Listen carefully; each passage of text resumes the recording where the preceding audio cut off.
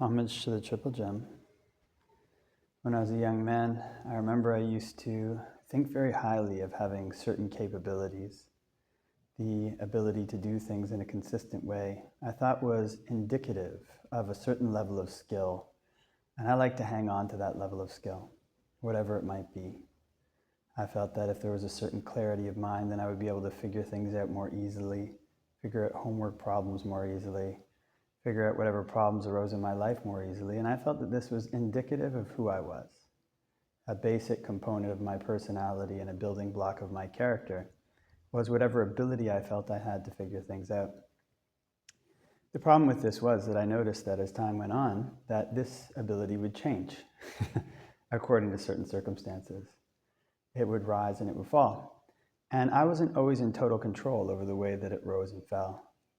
And so at times when it felt like this ability was in full swing, and I was clear in my mind and I could solve problems, then I would tend to become complacent. So the abilities that a person has in their life, their ability to think clearly, their ability to solve problems, their ability to see clearly, their ability to move and manipulate their bodies in ways that people often take for granted, these are things that rise and these are things that fall. They rise in ways that are small, they fall in ways that are small, and they rise in ways that are large, and they fall in ways that are large. I remember there were a time that I took this particular test, and I didn't do very well on the test at the time. And then later I took a similar test on a day in which I was feeling very clear-minded, and I did very, very well on this kind of same, almost standardized type of test. Same two tests. And as time goes on, start to notice that one's abilities can decline as the body declines. It's held within this container of the body. So the question becomes, if these abilities rise and fall, then what's the best way to put these abilities to use? What's the best thing that one can do, knowing that they're going to fluctuate and go up and down, and that also in the long run they may rise as one develops in one's body, but they also decline because they have the body as a container. One of the things to know is that although there's fluctuations in abilities in general, the more that one trains oneself in a particular skill or a particular ability, the more that those fluctuations tend to follow a trend line. So in other words, although there'll be fluctuations, if one develops the skill, then the trend can go up, and the fluctuations will revolve around a base that can grow higher and higher, depending on how high one develops that skill. So in this case, one wants to take this knowledge and devote it to things that are important while these abilities last and while they're there. One wants to devote these things to developing generosity, to being moral, and to training the mind in meditation, because actually, to develop these skills requires problem solving. They're essentially problems that need to be solved. The problem of suffering is something that requires our abilities, our intelligence, and our talents to be put to use in order to raise the trend line of the skills that allow this suffering to fall. And so when one is young, when one is a black-haired youth in the prime of one's life, that's a time when it's easy to conceive of abilities as lasting forever, not knowing that they're contained within the body, not knowing that their trend line depends not just on how well they're developed, but on the container in which they're held, which is the physical form, the ability to move one's hands and feet, the ability to walk, the ability to speak, and conjoined with that is the ability to think. So the trend line of these abilities can go up the more that one develops them in almost a virtuous cycle. And one can do this in ways that are both intensive and non-intensive. We were just on a retreat, and it was really lovely to be able to practice there with everybody.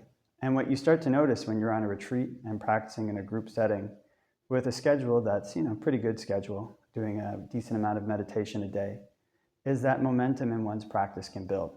This momentum builds in the way that one practices, and then as one leaves the retreat, the default habit patterns that one developed during it can carry on throughout the day. And so one has an opportunity after leaving a situation in which one's been practicing intensely. They have a choice when they come back to their regular lifestyle patterns, and the impetus that was developed during the retreat arises in the middle of some normal daily activity.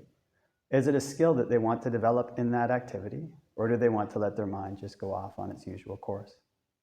If one uses the momentum that one's developed in one's practice in times of seclusion, and times when the seclusion isn't there, then one's skill in meditation can be something that's more all around. Now, there's not ideal situations to practice meditation, and there are. But it's just not the case that the external environmental conditions will always support the rise of meditation in every way, especially if one is a lay person, and even at times if one is a monk. So when one's abilities are in full swing, and when the environment is there, one wants to take advantage to develop momentum. And with this momentum, as one goes through situations which are less ideal, then one wants to try to return to that state of mind, to that state of practice, as much as possible. And in this way, the trend line starts to go up. The trend line of one's mind, the trend line of one's skills starts to go up. Now, in terms of the rise of those skills, in terms of the container of the body, as one is young, when one is in one's teens and goes into early adulthood, then the body gains in strength progressively. And I still remember being a young man in like my early 20s, and you think you've stopped growing in height, but actually after that you grow into muscle strength. And so you become actually much physically stronger when you're in your mid-20s than you were when you were, say, like 19. Although, you may be going to the gym or whatever, there's a certain musculature that fills out. And you reach essentially the peak strength of your life, kind of late 20s, early 30s. And then in your 40s, it starts to decline. Your kind of body starts to go down. Kind of your physical abilities to move back and forth and to speak and to think can start to change bit by bit, step by step. So knowing this well and knowing the trend line, as long as one builds these skills up well, as long as one takes this momentum in its proper direction, then this trend will push against the limits of what the body is able to do as it declines. And it will keep the mind more and more safe, more and more still, despite the external circumstances that may not be totally favorable. So it's important to know that these abilities that people have, their ability to think, their ability to speak, their ability to cognize, their ability to, say, be somebody who's intelligent or discerning or witty or whatever it might be, they have their causes and conditions. And so the question becomes not really, are these abilities who I am? It becomes, how can I use them to the best effect? What's the best thing that I can do with the skills that I have, with the talents that I have, with the body that I have right now? There was an interesting video that I was watching the other day of a former monk who I was having a conversation with, and he's building a hermitage, and he said that one of his parents had just died, and he said that his parents' death made him reflect, what's the most important thing for him to do in his life? He kind of said that the answer essentially seemed to be to him that the most important thing he could do was to complete this hermitage project and to be able to devote his time to helping people meditate and to meditating himself. Because the training of the mind at the end of our life is something that we can rest on. It's something that we can stand on. All the other uses of abilities that people put their skills to are things which seem fascinating at the time. And maybe being able to solve some problem in math or finance, or figuring out how to run a business so it makes a lot of money, or come up with a new gadget. I mean, these are not bad things, can be very helpful things to society. But at the end of a person's life, if one puts one's abilities to use in that way, when the trend line of one's ability to, say, like come up with new fashionable products, or to come up with new products in terms of stock market indexes, or whatever one's job might be, all of that peters out pretty quickly. But the time that one's devoted to cultivating one's own mind, that stays with one as one gets old, and as the container of the body diminishes, and as one's skills and abilities fall away. So knowing that these things are subject to rise and fall, it's important not to fall into the typical trap that many people do in thinking that their skills are who they are, that they can be measured by a test, and that this test is indicative of something that they'll have forever, that their body will be with them forever. And as a result, to use the time that one has well, to use one's abilities well, to develop a skill in training the mind, because that will carry one through.